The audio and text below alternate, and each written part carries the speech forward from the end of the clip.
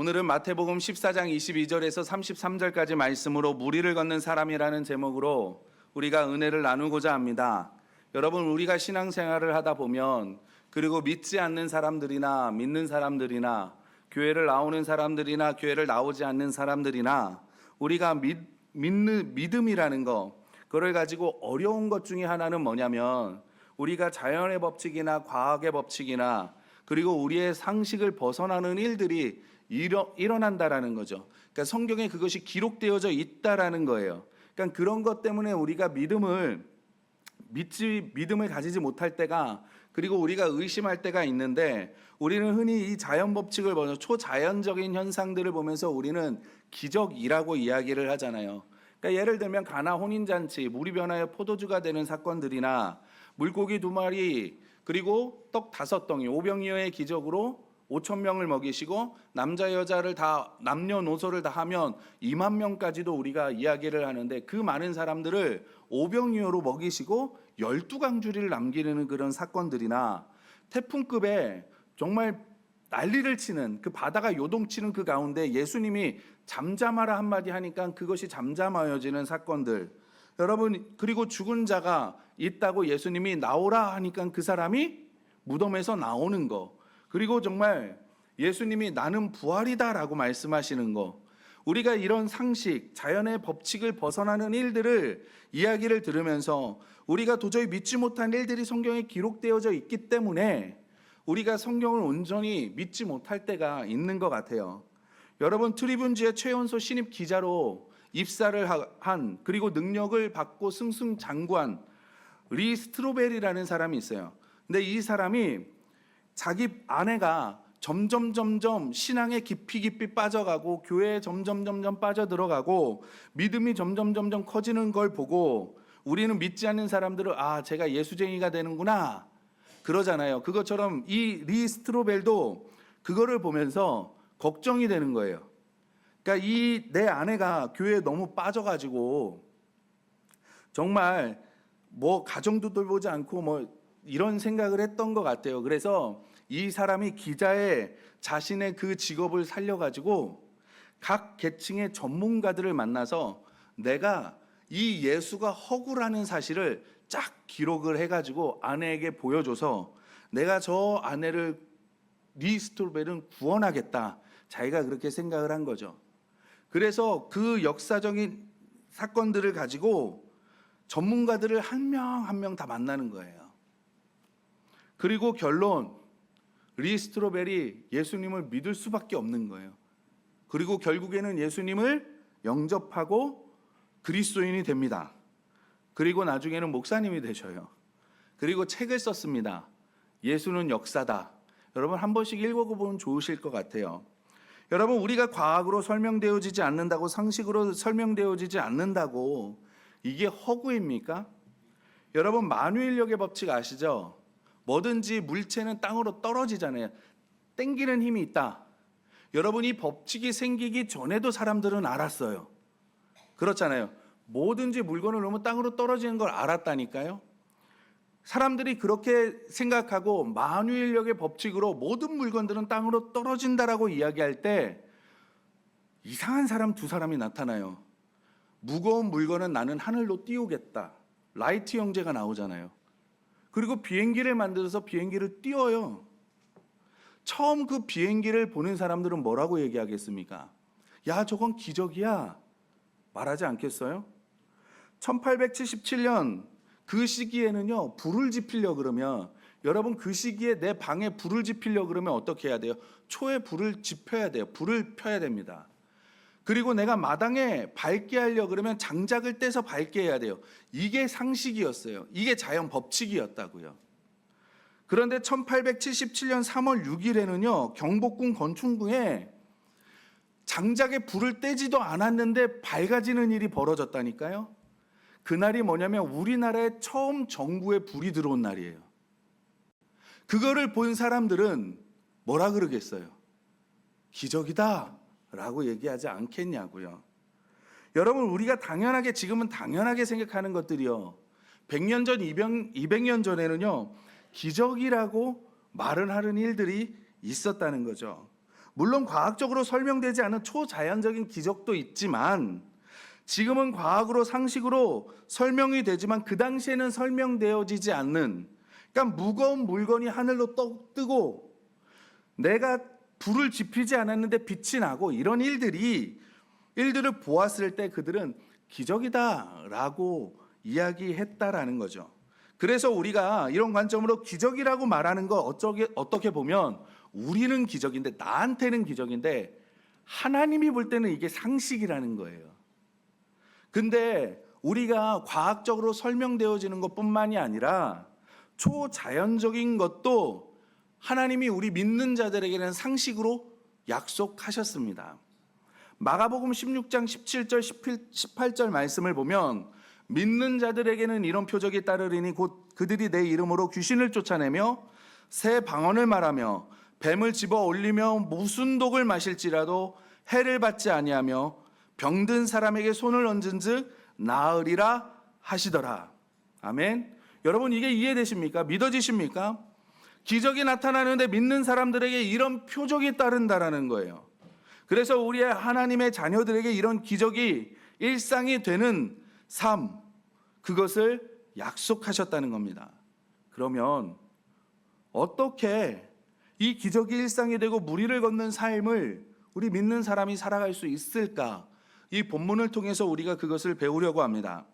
첫 번째로 뭐냐면 복음을 위해 살 때 이 능력이 나타나요. 사도행전 28장을 보면 사도 바울이 죄수로 로마에 잡혀가는데 우리가 아는 것처럼 배를 타고 가다가 폭풍을 만나잖아요. 이 배가 난파가 돼요. 그래서 로마 군인과 사도 바울이 난파된 배에서 이제 구조를 받는데, 구조를 받아서 멜리데라는 섬으로 갑니다. 거기서 사흘을 머무는데 구조가 됐으니까, 난파돼서 구조됐으니까 몸이 흠뻑 젖었잖아요. 그러니까 비도 내리니까 원주민들이 추울까봐 장작에 불을 때워줘요. 따뜻해지라고. 그래서 이렇게 장작에 불을 때워줘서 그 불을 쬐고 있는데 불이 약해졌던 것 같아요. 그러니까 사도 바울이 장작 한 묶음을 이 불에 던져요. 던지는데 마침 그 묶음 안에 뭐가 있었냐면 독사가 있었던 거예요. 그러니까 이 독사가 불에 딱 떨어지니까 어때요? 뜨거우니까 놀래가지고 사도 바울의 손을 탁 물어버립니다. 그러니까 이 원주민들이 이 사도 바울을 보고, 야, 너는 죄인인데 정말 너는 큰 죄인인가 보다. 이 풍랑 가운데도, 이 폭풍 가운데에도 하나님이 너가 극적으로 구원받았는데 결국에 이 독사에게 물리는 걸 보니까 너는 하늘에게도 용서받지 못할 죄인인가 보다. 그렇게 이야기를 하는 거예요. 그리고 자기의 경험상 보니까 이 독사함을 물리면 죽거든요. 그러니까 죽을 때를 기다리는데 사도 바울에게 아무런 변화가 일어나지 않는 거예요. 사도 바울이 죽어야 되는데 죽지 않는 거예요. 그러니까 이들이 시간이 지난 다음에 얘는 죄인이 아니라 뭐냐? 죽어야 되는데 사는 거 보니까 너는 신이구나 얘기를 합니다. 그래서 마을의 최고의 권력자가 아픈데 이 사람이 바울과 만나는데 바울이 기도하니까 병이 나요. 그러니까 그 마을에 있는 사람들이 병든 자들을 다 사흘 동안 이 바울 앞에 데리고 오니까 바울이 기도하고 이 병든 자들이 다 고침을 받습니다. 이게 28장 내용이거든요. 여러분, 이거예요. 바울처럼 우리가 만민에게 복음을 전하기 위해서, 우리가 이 복음을 이웃에게 전하기 위해서, 이 복음을 듣지 못하는 사람들에게 전하기 위해서 우리가 할 때 하나님께서 이런 초자연적인 현상이 일어날 수 있도록 약속해 주셨다는 거예요. 그래서 만민에게 복음을 전하십시오. 영혼 구원하여 제자를 삼기 위해서 노력하십시오. 그러면 이 목적을 위해서 우리가 헌신한다면 하나님께서 이런 초자연적인 역사를 허락하신다는 겁니다. 여러분, 이런 초자연적인 현상만 기적이겠습니까? 사람이 변하는 것도 기적이에요. 우리는 철석같이 믿잖아요. 사람은 절대 변하지 않는다. 이거 철석같이 믿잖아요. 저만 믿나요? 다 믿으시잖아요. 그래서 우리는 뭐라 그래요? 검은 머리는 키우는 게 아니야. 얘기하잖아요. 우리는 그거를 진리처럼 받아들이고 얘기를 하거든요. 사람의 불변성을 우리는 철석하게 믿습니다. 근데요, 초대교회에 우리나라에 복음이 들어올 때 무어라는 선교사님이 계세요. 이 무어라는 선교사님이 이분이 학교도 세우고 교회를 세우시는데 여러분 곤단골이라는 곳에 교회를 세워요. 근데 그 곤단골에 교회를 세우고 학교를 세우는데 그 학교에는요 백정 박 씨의 아들 봉줄이라는 아이가 다니고 있었어요. 근데 어느 날 이 아이가 이 선교사님에게 얘기하는 거예요. 선교사님, 우리 아버지가 아파서 죽게 됐습니다. 죽어가요. 얘기하는데 보니까 장티푸스에 걸린 거예요. 무어 선교사님이 보니까. 그래서 이 무어 선교사님이 여러 차례 위문을 합니다. 위문을 하다가 어느 날 한 외국인을 데리고 가요. 근데 이 사람이 누구냐면 고종의 주치인 에비슨이라는 사람이에요. 그래서 이 에비슨이 여러 번 왕진을 와가지고 이 백정을 치료한 거예요. 완치가 되니까 이 백정이 얼마나 감격을 해요. 어이가 온 거잖아요. 어이가. 우리는 지금은 아무 감동이 없는데 그 당시에는 엄청난 거예요. 어이가 오니까 이 백정이 너무나 감격해가지고 이 곤단골 교회에 출석을 하기 시작을 해요. 출석을 하고 성춘이라는 이름을 받습니다. 그래서 박성춘이 된 거예요. 제 형제인 것 같아요. 이름이 비슷한 거 보니까. 박성춘인데 당시 교회에 나오던 양반들이 백정이 나오잖아요. 그러니까 반대를 하기 시작을 해요. 아니, 우리는 백정과 같이 교회에 나올 수 없다. 그러니까 이 무어 선교사님이 아닙니다. 복음 안에는 신분 격차가 없습니다. 이를 받아줘야 됩니다. 라고 얘기를 하니까 결국에는 이 양반들이 떠납니다. 그리고 따로 교회를 세워서 교회를 세워요. 그런데 이렇게 무어가 얘기를 했잖아요. 그러니까 이 이야기를 들은 백정들이 감격을 또 받은 거예요. 그래서 많은 사람들이 교회에 오기 시작을 해요. 그리고 3년 후에 1898년에요. 이 곤단골 교회가 홍문동 교회, 양반이 세운 이 두 교회가 합칩니다. 그리고 중앙교회라는 이름으로 합쳐요. 근데 사람들은 이 교회를 백정교회, 백정교회 이렇게 부르는 거예요. 훗날에 1905년도에 이 중앙교회가 왜 그런지 모르겠지만 승동이라는 지역으로 이사를 가게 됩니다. 그리고 이름을 바꿔요. 승동교회라고. 여러분 다 들어보셨죠? 승동교회라고. 그래서 이 승동교회가 생겨지게 되는 거예요. 여러분, 백정의 신분으로 예수님을 믿고 그리고 양반이 합쳐진 거 놀랍지 않으십니까? 그 시기에 신분이 얼마나 중요했습니까? 이거는 뛰어넘을 수 없는 거예요. 그런데 예수 그리스도가 그 신분을 무너뜨려요. 그런데 더 놀라운 건 뭐냐면 1911년에 이 박성춘이 장로 안수를 받습니다. 근데 3년 후에 1914년도에요. 왕손인 이재영이라는 사람이 또 장로 안수를 받아요. 그러니까 지금 한 교회 백정하고 왕손이 다니는 거예요. 한 나라의 최하민인 백정과 한 나라의 최고위에 있는 왕손이 한 교회에 같이 신앙생활을 하는 거예요. 절대 이루어질 수 없는 일이 교회 안에서 벌어지는 겁니다. 여러분, 내가 정말 복음을 위해서 살기로 결심하잖아요.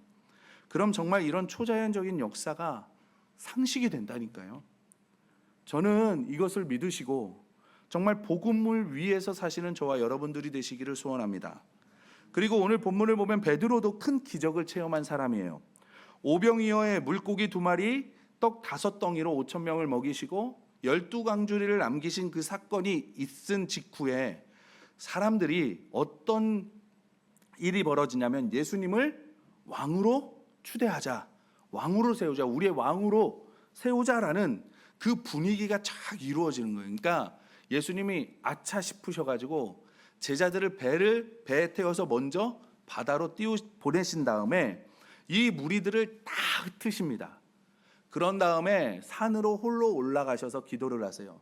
한참을 기도하시고 새벽쯤에 이제 예수님께 가는 거예요. 예수님은 지금 제자들은 어디 있습니까? 바다 위에 있잖아요. 근데 또 마침 풍랑이 일고 있어요. 극심한 풍랑이 일고 있는 그때에 예수님이 제자들을 만나려고 어떻게 하겠어요? 물 위로 걸어가십니다. 오늘 본문이 그거예요. 그것을 본 제자들의 반응이에요. 우리 26절 말씀을 다 같이 한번 읽어보도록 하겠습니다. 26절 말씀입니다. 시작. 제자들이 그가 바다 위로 걸어오심을 보고 놀라 유령이라 하며 무서워하여 소리 지르거늘. 아멘. 유령이다 라고 무서워서 소리를 지르는 거예요. 당연하죠. 어스름한 새벽에 아무도 없어야 되는데 사람 형체가 보이면서 점점 나에게 다가와. 얼마나 놀라겠어요. 저도 놀랄 것 같아요. 안 놀라시겠습니까? 여러분, 저번 주에 여름 성경학교 있었죠. 거기에 대탈출이라는 프로그램이 있었거든요. 이게 뭐냐면 성경 말씀을 기본으로 해가지고 그 말씀을 기억하면서 한 코스 한 코스를 걸어가는 거예요. 지나가는 거예요. 근데 이게 밤에 해요. 그리고 불 꺼는 복도를 지나가요. 그러니까 아이들 입장에서는 얼마나 놀라겠어요. 물론 안 놀라는 애들도 있지만 대부분은 다 긴장을 하는 거예요. 무서워가지고 막 긴장을 하고 있는 거예요. 어두우니까. 이 안에 분명히 선생님이 계시는 것도 알아요. 자기가 두세 명씩 보냈는데 두세 명뿐만이 아니라 분명 어딘가에 선생님이 서 계시는 거, 지켜보고 계신다는 것도 알거든요. 그런데도 놀라는 아이들이 있어요. 그거예요. 여러분, 새벽에 누군가가 나타나는데 무리로 걸어와요. 놀라는 게 당연하잖아요. 그런데 이런 정상 가운데 꼭 엉뚱한 사람이 한 명 등장을 하죠. 우리를 실망시키지 않는 베드로가 등장을 해요. 베드로가 유령이다 그러고 놀라는 그 제자들 가운데 이렇게 소리칩니다. 우리 28절 다 같이 한번 읽어보겠습니다. 28절 말씀입니다. 시작. 베드로가 대답하여 이르되 주여, 만일 주님이시여거든 나를 명하사 물 위로 오라 하소서 하니. 여러분, 정말 엉뚱하지 않습니까?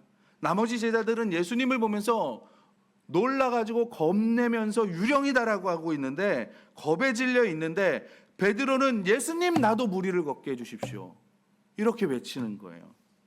그런데 예수님이 이걸 또 받아줘요. 그래, 와라 라고 말씀하십니다. 이 소리를 들은 베드로는 득달같이 무리를 걸어서 예수님께 가는 거예요. 여러분, 왜 베드로는 다른 제자들이 유령이다라고 두려워할 때 나도 무리를 걷게 해주십시오라고 외쳤을까? 여러분, 따라장이라는 말 아십니까? 우리 어릴 때 야, 너는 맨날 누구만 따라해? 따라장이야 막 이렇게 놀리잖아요. 그러니까 누구를 따라하는 사람들을 보고 따라장이라고 얘기를 해요.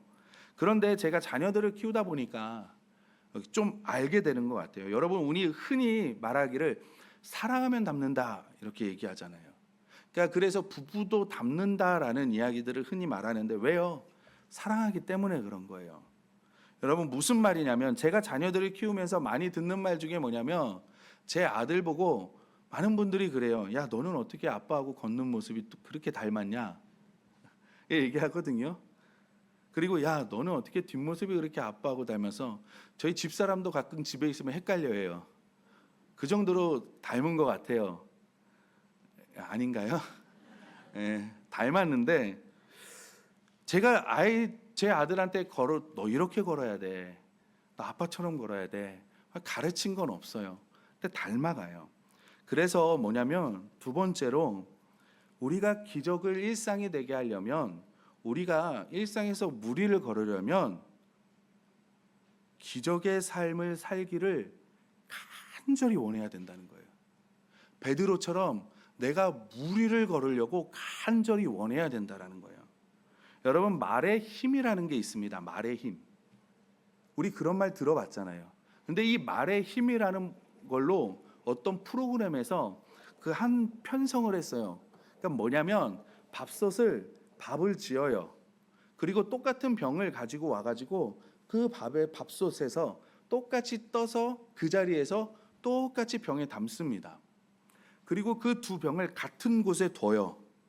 그리고 한 달이 지난 다음에 이 밥이 어떻게 변하는가 보는 거죠. 관찰하는 거예요. 근데 한 달이 지났습니다. 근데 한 병에는요, 딱 뚜껑을 열었더니 누룩이 생긴 거예요. 누룩이. 그러면서 구수한 냄새가 나는데 한 병을 뚜껑을 딱 열었더니 썩어 있는 겁니다. 지금 똑같은 밥을 담았고 똑같은 장소에다 뒀는데, 그러면서 보니까 한 달 동안 어떻게 했냐면 한 병에는 긍정의 말, 좋은 말, 사랑의 말을 계속 얘기하는 거예요. 그리고 한 병은요, 부정적인 말, 나쁜 말을 계속합니다. 그러니까 이게 시간이 날 때마다 가면서 한 병을 들고 사랑해, 한 병을 들고 너 미워, 두고, 이거를 한 달 동안 하는 거예요. 한 달 동안 했더니 한 병에는 누룩의 냄새가 나고 누룩이 생기고 한 병은 썩더라는 거죠. 그것만이 아니라 선생님의 한마디로 이 학생의 삶이 변화되었다라는 우리 이야기도 많이 듣잖아요.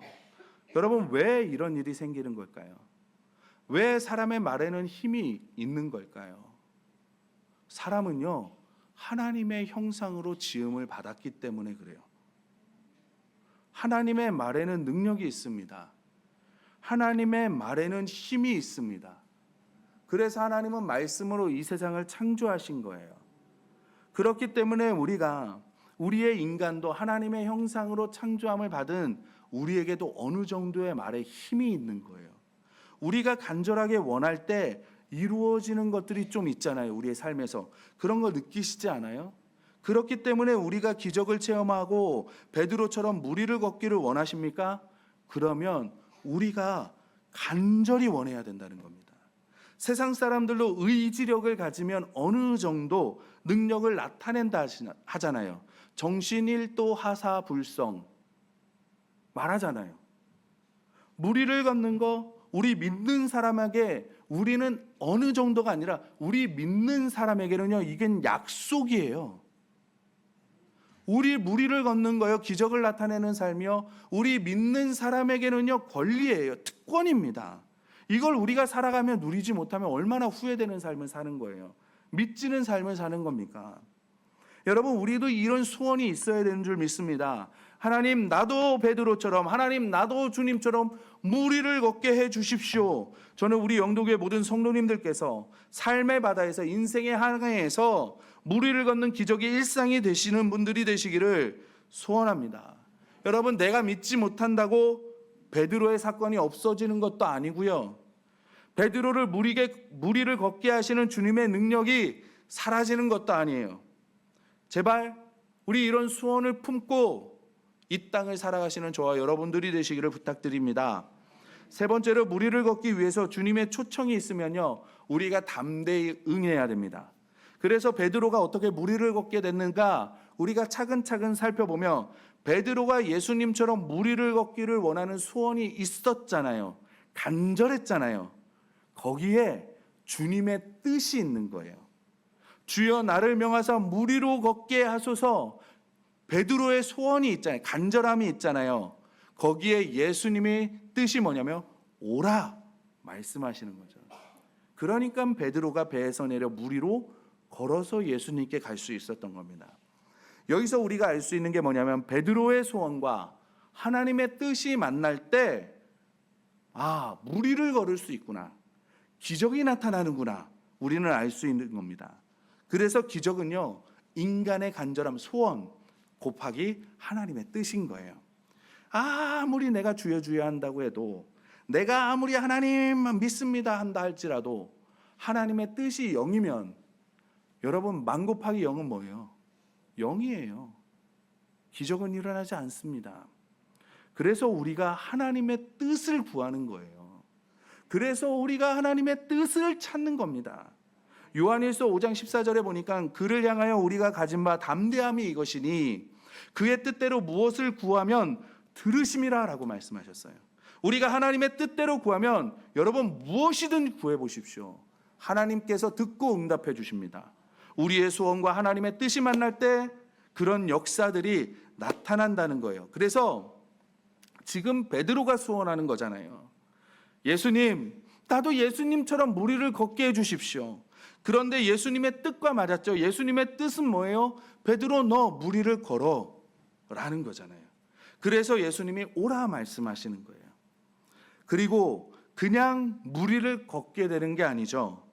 베드로가 배에서 내려 무리를 걸어갔습니다. 그랬더니 무리를 걷게 되는 거예요. 여러분, 지금 이 모습 가운데 베드로와 예수님만 있는 게 아니라 숨겨진 사람 11명이 또 있죠. 제자들이. 지금 이것을 눈으로 다 보고 있습니다. 귀로 다 듣고 있어요. 근데 베드로만 걷게 되는 거예요. 왜요? 소원이 있고 뜻이 있고 응답이 있잖아요. 행동이 있잖아요. 여러분, 그래요. 우리의 소원이 있고 하나님의 뜻이 만나잖아요. 그러면 우리는 그 예수님의 초청에 응해야 되면 응답해야 되는 거예요. 그래야 우리의 삶에 기적이 나타나요. 하나님의 기적을 맛본다니까요. 여러분, 100% 확신이 와야 하나님의 말씀에 순종하려고 하지 마십시오. 여러분, 내가 100% 확신이 와야 하나님의 말씀에 순종해야지. 그러면 그때를 놓쳐요. 그러면 그때를 놓치면 하나님은 뭐라고 말씀하시는지 아닙니까? 때를 놓치는 게 아니라 넌 불순종했어 라고 말씀하셔요. 가데스 바네아 사건을 이 관점으로 우리가 한번 살펴보자고요. 이스라엘 백성들의 소원은 뭐예요? 아시는 것처럼 가나안 땅에 들어가는 거잖아요. 젖과 꿀이 흐르는 땅으로 들어가는 거잖아요. 그래서 출애굽을 하고 지금 여기까지 왔잖아요. 지금 눈앞에 가나안 땅을 두고 있어서 그들의 소원, 가나안 땅을 들어가는 거. 지금 하나님의 뜻은 뭐예요? 이스라엘 백성들이 가나안 땅에 못 들어가는 거예요? 아니죠. 가나안 땅에 들어가는 거죠. 지금 사람의 이스라엘 백성들의 소원과 하나님의 뜻이 만났죠. 지금 기적의 조건이 갖추어졌습니다. 그런데 이스라엘 백성들은 어떻게 행동을 해요? 여호수아와 갈렙의 이야기, 두 사람의 말을 듣는 게 아니라 10명의 정탐꾼의 말을 듣잖아요. 가나안 땅으로 안 들어가잖아요. 하나님께서는 가나안 땅으로 인도하려고 하셨어요. 근데 이스라엘 백성들은요, 가나안 땅은 어떤 땅이어야 돼요? 젖과 꿀이 흐르는 땅인데 대로가 열려 있어야 되죠. 거기에는 사람이 없어야 돼요. 거기에는 정말 골리앗과 같은 싸움이 능한 사람들이 없어야 된다니까요. 내가 그냥 딱 가면 모든 게 100%다 갖추어져 있어야 돼요. 그런데 그러지 않았잖아요. 거기에는 거기에 사는 사람들이 있었다니까요. 그러니까 그 사람들을 보니까 어떻게 해요? 안 들어가잖아요. 그러니까 하나님이 그들을 보면서 뭐라 그래요? 너희들은 불순종했다라고 말하는 거예요. 그러므로 우리 영도교회 성도님들, 비록 100% 확신이 안 되더라도 여러분, 뭐 퍼센테이지로 나누는 건 아니지만 20% 정도만 되더라도 여러분 순종하는 쪽으로 택하시기를 바랍니다. 결단하는 거예요. 믿음은 결단하는 겁니다. 내가 하나님의 뜻에 순종하겠습니다. 하나님께서 어떤 결정을 하시든지 나는 하나님을 따라가겠습니다. 그러면서 결단하는 겁니다. 이런 믿음을 결단을 했는데 내가 하나님의 뜻을 잘못 이해해서 뛰어들어요. 그럼 하나님께서 그런 나를 그냥 두시겠습니까? 내가 이렇게 결단하면서 순종하려고 따라가는데 상황을 바꾸시든지 아니면 나를 고쳐주시든지 피하게 하시든지 베드로처럼 그 손을 잡아서 물 밖으로 끄집어내 주시든지 협력하여 선을 이루어 가셔서, 여러분 하나님은 악도 선용하신다는데 하나님께서 나의 삶을 통해서 이렇게 결단한 믿음의 결단을 하고 나아가는데 선한 결과를 만들어가 주시지 않겠냐고요. 여러분 차라리 불신에 빠지는 것보다 이 결단이 훨씬 복되다니까요. 여러분 우상에게 절하지 않는 다니엘의 세 친구를 또 생각해 보세요. 하나님께서 우리를 풀무불 가운데 구원해 주실 것을 믿습니다. 이걸로 끝나요? 아니잖아요. 비록 그렇게 하지 않으시더라도 우리는 우상에게 절하지 않겠습니다. 이렇게 고백하잖아요. 근데 우리는 기도하면서 뭐라 그러냐면 우리는 풀무불 가운데에서 구원해 주실 줄 믿습니다. 그리고 풀무불에서 머리카락이 좀 타면 난리예요. 여러분 이 세 친구들 물론 믿음을 가지고 있었는데 100% 확신이 있기는 했죠. 그러나 또 한 가지는 또 뭐냐면 혹여나 하나님의 뜻이 우리의 뜻과 맞지 않고 풀무불 가운데 구원해 주시지 않더라도 나는 하나님의 뜻에 순종하며 따라가겠습니다. 이 고백이잖아요. 하나님의 뜻이 분명하다고, 그러나 그리 아니하실지라도 내가 순종하겠습니다. 이런 응답이 우리에게 있어야 된다는 거예요. 그래서 우리 영도교회 모든 성도님들 삶 가운데 이런 놀라운 일들을 체험하시기를 소원합니다. 근데 여기서 끝나면 참 아름다운데 우리 베드로는 우리를 실망시키지 않습니다. 물에 빠지죠. 두려워해서. 그러면서 우리는 뭘 하냐면, 네 번째가 무리를 걷는 인생을 사시기를 원하십니까? 그럼 시선을 주님께 고정하십시오. 기도하라는 겁니다. 제가 이것을 강조하는 이유가 뭐냐면, 우리가 세상을 살아가면서 하루 종일 듣는 말, 하루 종일 듣는 이야기, 그리고 우리가 입술로 고백하는 이야기 안에 하나님이 계신 적이 얼마나 많으십니까? 거의 없으시죠? 여러분이 보시는 신문, 여러분이 보시는 뉴스, 여러분이 즐겨보시는 드라마, 여러분이 보시는 소설, 또 우리 아이들이 보는 예능 프로그램, 그 안에 하나님을 영광을 나타내는 것이 있습니까? 하나님을 인정하는 것이 있습니까? 세상은요, 하나님을 인정하지 않으려 해요. 성경이 그렇게 말씀하고 있습니다. 기본적인 것이 뭐냐면 하나님은 없다. 물질이 최고야. 너의 본능이 최고야. 이 세상의 진리가 최고야. 이거를 계속 가르치는 게 세상이에요. 우리가 그거를 하루 종일 들으면서 사는 겁니다. 우리가 이런 메시지를 하루 종일 들으면서 사는데 하나님에 대한 시선이 없이 안 흔들린다? 가능하겠습니까? 여러분, 우리가 아이들을 가르칠 때 보는 것이 중요하다고 말하잖아요. 왜요? 보는 것이 아이들에게 미묘하게 영향을 계속 끼치기 때문에 아니에요? 우리가 그걸 삶으로 배웠기 때문에, 삶으로 터득했기 때문에 우리의 자녀들에게 가르치는 거잖아요. 그런데 무슨 용기를 가지고 나는 하나님의 시선을 한 번도 맞추지 않고 이 세상에서 하나님이 없다고 외치는 그 세상 속에서 내 중심이 하나님의 향하게 산다라고 확신하며 사십니까? 그래서 기도하라는 거예요. 그래서 하나님께 시선을 맞추라는 거예요. 여러분, 아무리 우리가 베드로를 봐도, 그 능력을 경험해도 그 시선이 잠시 하나 주님께 벗어나는 그 순간 물에 빠지잖아요. 말씀은 우리에게 그것을 가르치는 거예요. 여러분, 세상은요, 기본적으로 예수님을 조롱해요.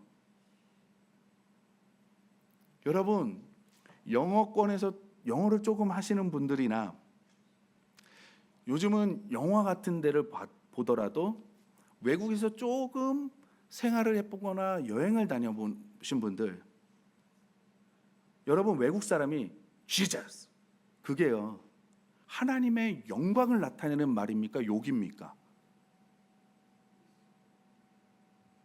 안 다녀보셔서 모르시죠? 하나님의 영광을 나타내는, 예수님의 이름을 찬양하는 거예요? 욕하는 거예요? 대부분은 욕이에요. 조롱하는 말이에요. 너 교회 다녀? 이게 너 대단해 라는 거예요.